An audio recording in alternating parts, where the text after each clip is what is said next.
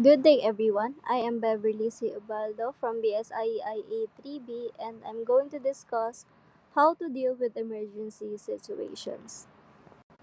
For our learning objectives, at the end of the lesson, students will be able to first identify common emergency situations in driving, such as brake failure, tire blowouts, and sudden obstacles.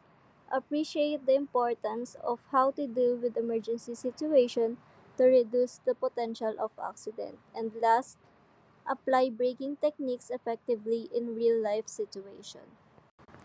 First thing to do if there's a hydroplaning is to reduce speed if it in wet road. When driving on wet or slippery roads, reducing your speed is one of the most effective ways to maintain control of your vehicle. Water on the road surface reduces tire traction, making it easier for the vehicle to hydroplane where, where the tires lose contact with the road and glide over the water. Slower speeds allow the tires to maintain better grip by giving them more time to channel water away through the tread. Driving at Driving at a lower speed improves your reaction time, allowing you to respond more effectively to sudden stops or obstacles on the road. Next is to stay away from muds. Muddy surfaces can significantly reduce your tire's ability to grip on the road, increasing the likelihood of skidding or getting stuck. This is particularly dangerous on rural roads, construction zones, or areas affected by heavy rain. If you must drive through a muddy section, do so cautiously by maintaining a steady speed and avoiding abrupt acceleration or braking, which can cause wheel spin. If possible, drive around muddy patches or choose a route with better road conditions to minimize the risk of losing control. If ever you encountered a flooded road, first thing you need to do is to stay calm and be prepared. When driving through a flooded area, it is crucial to remain calm and focused. Panicking can lead to sudden, erratic movements that may cause the vehicle to lose control or stall in deep water. Take a moment to assess the situation before proceeding. If the water level appears too high, especially above the bottom of your doors or exhaust pipe, it is safer to find an alternate route rather than risk getting stuck. Keeping a clear mind will help you make the best decision in a potentially dangerous situation. Next thing you need to do is to do not step on the brake as much as possible. Using the brakes too much while driving through water can be risky. Braking suddenly or too forcefully can cause the tires to lose traction, making it easier for the vehicle to slide or stall. Instead, maintain steady momentum at a low speed and, if necessary, lightly tap the brakes instead of pressing hard on the pedal. Next is to maintain a slow and steady speed. Driving too fast through water can create a wave that may flood the engine, damage electrical components, or even cause the vehicle to hydroplane. Moving too slowly, on the other hand, can increase the chances of stalling, especially in deep water. The best approach is to maintain a slow and consistent speed, typically between 3 to 5 minutes per hour, to keep water from splashing into critical parts of the vehicle while ensuring that you stay in control. Last is to gently step on the brake pedal after passing the road to dry the brake pad, rotors, linings, and drums. Once you have safely driven through the water, your brakes may be wet and less effective. To restore their normal function, gently press and release the brake pedal several times while still moving. This process generates heat, which helps evaporate moisture and prevents the brake pads from slipping on wet rotors. If your vehicle has drum brakes, drying them is even more critical, as water can get trapped inside. Ensuring your brakes are working properly before continuing your drive is essential for your safety. Skidding occurs when a vehicle's tires lose traction, or when a driver tries to take turns quickly or stop suddenly. If ever you encountered a skidding, first thing you need to do is to do not use the brake if possible. When your vehicle begins to skid, your natural instinct might be to slam on the brakes. However, braking suddenly can actually make the skid worse by locking up the wheels and reducing traction even further. Next is to take off your foot on the gas pedal. One of the first things you should do in a skid is to ease off the accelerator. Continuing to accelerate while skidding can worsen the loss of control and make it more difficult to correct the situation. By lifting your foot off the gas pedal, you allow the vehicle to slow down naturally, giving the tires a better chance to regain traction with the road surface. However, avoid making sudden movements. Letting go of the gas too quickly can sometimes cause an abrupt weight shift in the vehicle, which may lead to further instability. Third is identify your escape route and slightly turn the wheel in the direction you want to go. Instead of fighting the skid, gently steer in the direction you want the vehicle to travel. For example, if the rear of your car is sliding to right, turn your steering wheel to the right to realign the tires with the road. This technique is known as steering into the skid. Helps regain control by allowing the tires to reestablish traction. Be careful to make smooth, controlled movements rather than jerking the steering wheel as sudden corrections can make the skid worse. Last is to straighten the wheels to bring the vehicle under control. After the tires regain traction and your vehicle starts responding to your steering, carefully straighten the wheels to avoid overcorrecting. Overcorrection can lead to a secondary skid in the opposite direction, making it even harder to regain control. Once your vehicle is stable, adjust your speed and driving behavior to prevent another skid. Reduce speed, avoid sudden turns, and drive cautiously, especially in slippery conditions. If ever you encountered a tire blowout, the first thing you need to do is to stay calm. When you experience a tire blowout or a flat tire while driving, staying calm is crucial. Panicking can lead to sudden, uncontrolled movements, which may worsen the situation and increase the risk of losing control. Keeping a clear mind allows you to react appropriately and safely. Next is to do not step on the brake. Your instinct may be to brake immediately, but doing so can make the car unstable and more difficult to control. Sudden braking shifts the vehicle's weight toward, which can cause the damaged tire to lose even more traction, potentially leading to a skid or spin out. Third is to accelerate, slide, and steer as straight as possible. A slight press on the accelerator can help stabilize the vehicle momentarily, preventing excessive weight shifts at the same time. Keep the steering wheel as straight as possible to maintain control. Avoid making sharp turns as they can worsen the loss of stability. Fourth, begin to slow down by gently removing your foot from the accelerator. Instead of braking, gradually let go of the accelerator to allow the vehicle to slow down naturally. This prevents sudden shifts in weights and helps maintain better control over the car, especially if the damaged tire is affecting steering response. Fifth is to turn on your emergency lights. Activating your hazard lights immediately signals to other drivers that you are experiencing an issue. This helps prevent collisions by alerting those behind you to approach the caution. Six is to steer towards the right hand lane and pull over when it's safe. Once you have regained control and reduced speed, carefully maneuver the vehicle toward a safe location, such as the shoulder of the road or a nearby parking lot. Ensure that you are well away from traffic to reduce the risk of further accidents while addressing the issue. Last is to change the tire or call for help. If you have the necessary tools and know how to safely change a tire, do so only if you are in a secure location. If you are on a busy road in unsafe conditions or unsure about the process, it is best to call for roadside assistance to handle the situation professionally. If you ever encountered a submerged vehicle, get out of the vehicle as quickly as possible because the vehicle will only float in the surface for about 30 to 60 seconds. Remember the SWAT.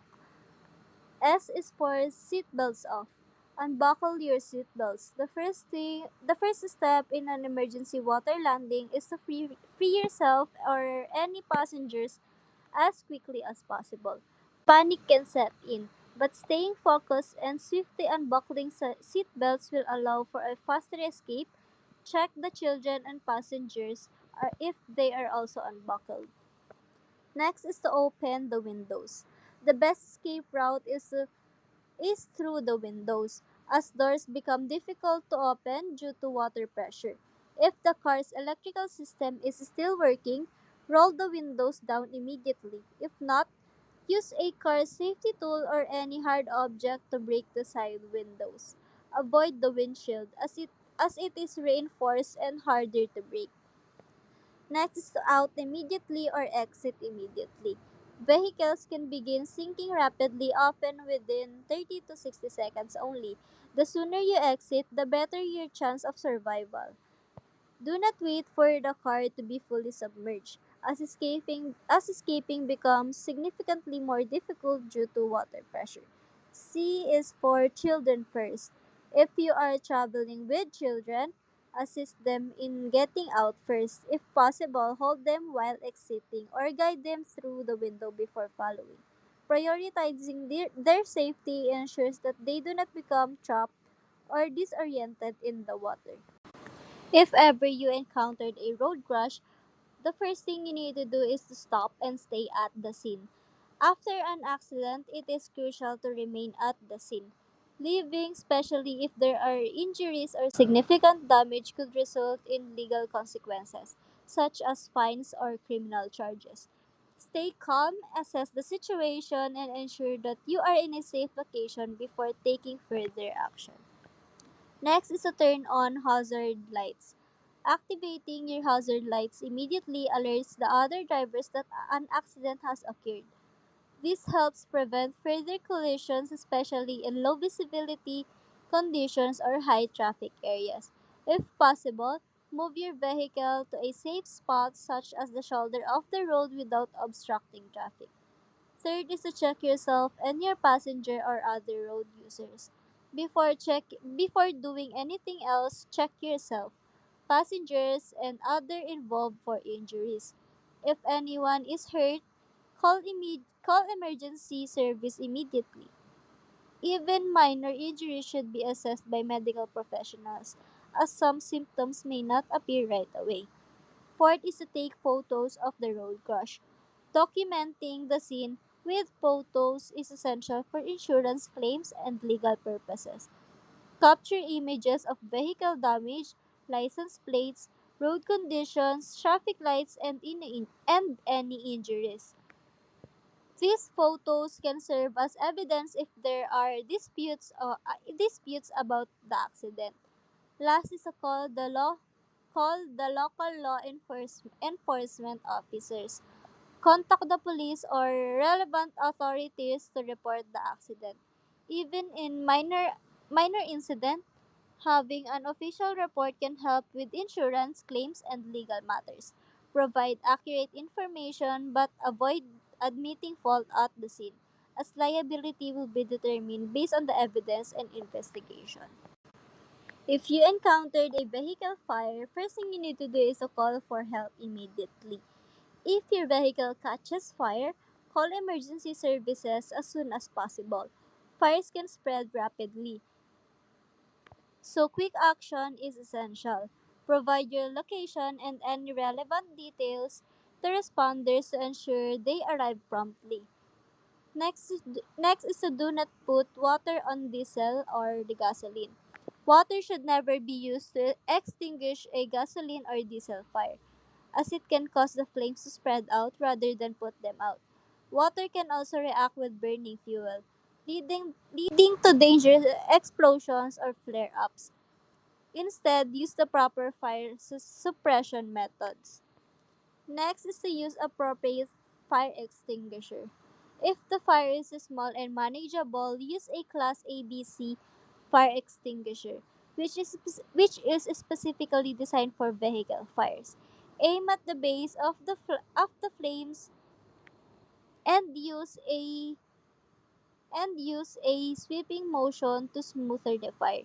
Do not open the hood fully as this can introduce more oxygen and intensify the flames. Last, if you cannot stop the fire, leave the vehicle. If the fire is spreading rapidly or is too large to extinguish safely, evacuate the vehicle immediately. Move a safe Move a safe distance as fires can cause explosions or toxic fumes. Do not attempt to retrieve your belongings. Your safety is the top priority. Wait for the emergency responders to handle the situation. How to avoid collision with vehicle ahead. First is to signal your intention. Always use your brake lights and turn signals to communicate your actions to other drivers. Signaling early gives those behind you time to react, reducing the risk of sudden braking or collisions. Proper signaling is especially important when slowing down for a turn, stop sign, or traffic light. Next is to stop smoothly. Avoid slamming on the brakes unless it is an emergency. Sudden braking can catch other drivers off guard and increase the chances of a rear end collisions. Instead, apply steady and gradual pressure to the brake pedal to come to a controlled stop, allowing vehicles behind you to respond safely. Last is to allow tailgaters to pass. If a driver behind you is following you too closely, avoid the urge to speed up or brake check them. Instead, maintain a steady speed and when it is safe, move to another lane or let them pass. Reducing tension on the road helps prevent accidents caused by aggressive or impatient drivers. How to avoid an intersection collision. First is to increase your distance. Keeping a safe distance between your vehicle and the one ahead allows more reaction time increase in case of sudden stops or emergencies.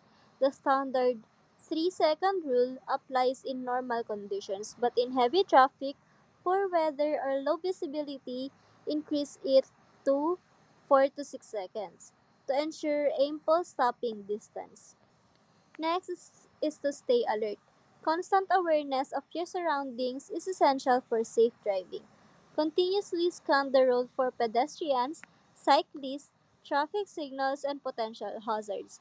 Checking your mirrors frequently and anticipating other drivers' actions can help you react appropriately and avoid collisions. Next is to avoid sudden brake. Abrupt stops can catch drivers behind you off guard, increasing the risk of rear-end collisions or skidding, especially on wet or slippery road. Instead, slow gradually and brake smoothly to maintain control and give others time to adjust. Next is to use turn signals properly. Signaling in advance lets other drivers anticipate your movement, reducing confusion and improving overall road safety. Whether changing lanes, turning, or merging, activate your turn signals at least 100 feet before making a maneuver to ensure clear communication. Next is to obey traffic lights and signals. Following traffic laws, stop signs, and signals help maintain order on the road and prevent accidents. Ignoring or misinterpreting signs can lead to dangerous right of way, conflict sudden stops, or traffic violations that put you and others at risk. Next is to watch for aggressive drivers. Encountering reckless motorists who speed, tailgate, or weave through traffic can be stressful, but engaging with them can escalate the situation. Instead, Stay calm, avoid confrontation, and give them space to pass safely. If necessary, report dangerous driving behavior to authorities. Last is to beware of large vehicles. Trucks and buses have larger blind spots, require longer stopping distance, and may swing wide when turning. Avoid driving too closely, especially near the sides or rear. When passing a large vehicle, do so quickly and safely, ensuring you are visible before merging back into their lane. Here are my references, and thank you for listening.